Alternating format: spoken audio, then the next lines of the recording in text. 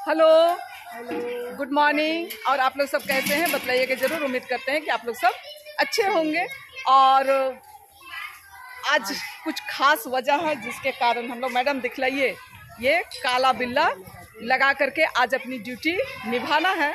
और काला बिल्ला क्यों लगाए हैं पूरे ब्लॉग में आप लोग बने रहिए। आप लोगों को हमारे जो सर हैं वो बतलाएंगे कि आज हम लोग अपना जो कार्य दिवस है उसे काला बिल्ला लगा करके अपना ड्यूटी करेंगे, है ना।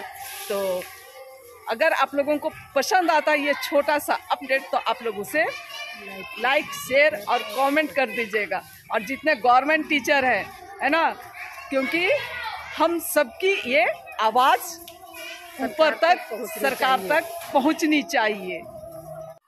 जिस तरीके से कि मैं बोली कि सर ये इस काला बिल्ला के बारे बतलाएंगे, है ना, तो सर की जुबान ही आप लोग सुन लीजिए। हम लोग आज 4 नवंबर और 5 नवंबर 2 दिवसीय काला बिल्ला लगा के सरकार के विरोध में प्रदर्शन कर रहे हैं। हम लोग का मुख्यतः 4 डिमांड है। पहला है अंतर जिला स्थानांतरण, दूसरा है एमएससीपी का लाभ, तीसरा है अपग्रेड वेतनमान, जो छठा वेतनमान में विसंगतियां रह गई थी उसको लाभ देने का, चौथा डिमांड है शिक्षकों को गैर शैक्षणिक कार्य से मुक्त किया जाए।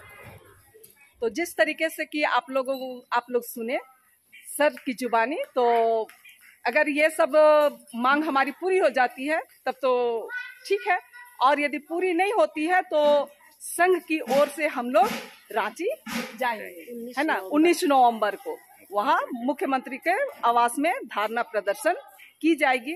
तो चलिए, ये आवाज सरकार तक, हम सबकी आवाज जो है सरकार तक पहुंचनी चाहिए।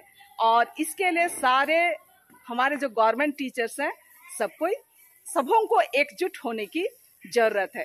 तो चलिए, इसके साथ ही आज की ये छोटी सी जो बिंदु है उसको विराम देते हैं। आप लोगों को पसंद आता है तो आप लोग उसे लाइक शेयर और कमेंट कर दीजिएगा।